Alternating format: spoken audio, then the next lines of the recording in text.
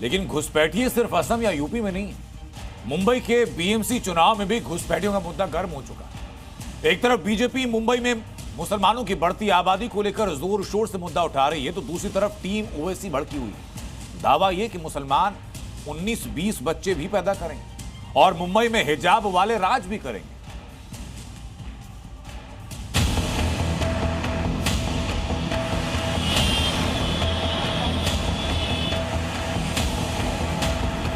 MIM के नेताओं को अपनी पार्टी पाकिस्तान में लेके जानी पड़ेगी। मुंबई की मेयर हमारी हिजाब पहनने वाली महिला बहन भी बनेगी इंशाल्लाह। मुंबई महानगर पालिका चुनाव से पहले हिंदू और मुस्लिम आबादी पर महाराष्ट्र में नई सियासी जंग शुरू हो गई। पहले आई लव मोहम्मद, फिर आई लव महाकाल और बुर्का हिजाब के बाद अब चुनावी लड़ाई में बच्चों वाले बयान की एंट्री हो गई। हम महिलाओं की कोख पे राजनीति करना बंद करो और हम मुसलमानों को इस तरह से ना बोला जाए कि हम बच्चे ज़्यादा पैदा कर रहे हैं और दूसरे अदर कास्ट के लोग कम पैदा कर रहे हैं। इस विवाद की वजह क्या है, पहले वो समझिए। दरअसल Tata institute of social sciences के रिपोर्ट के अनुसार मुंबई में हिंदुओं की आबादी कम हो रही है, जबकि मुस्लिम आबादी लगातार बढ़ती जा रही है। इस रिपोर्ट से मुंबई का सियासी पारा हाई हो गया। बीजेपी बढ़ती मुस्लिम आबादी को मुंबई के लिए खतरनाक बता रही है, तो एआईएमआईएम के नेता वारिस पठान ने मुंबई में हिजाब वाली मेयर का सपना देख डाला। उधर असदुद्दीन ओवैसी की पार्टी की एक और सिपाही ने मुस्लिम जनसंख्या पर सवाल उठाने वाले बीजेपी नेताओं पर वार किया। आज भी मुंबई में गोवंडी, मानपुर, मुंबादेवी, नयानगर, मुंब्रा, भिवंडी, आज भी वहां पर सिर्फ बांग्लादेशी मुस्लिम और रोहिंग्या मुस्लिम दिखाई दे रहे हैं।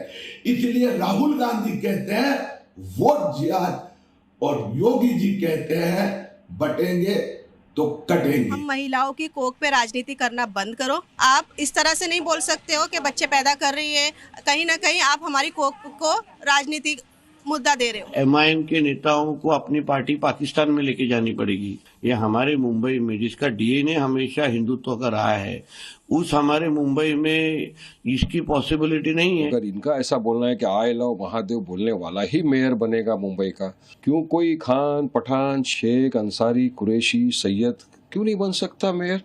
बनेगा इंशाल्लाह। हमारा तो ये उम्मीद है कि एक दिन मुंबई की मेयर हमारी हिजाब पहनने वाली महिला बहन भी बनेगी इंशाल्लाह।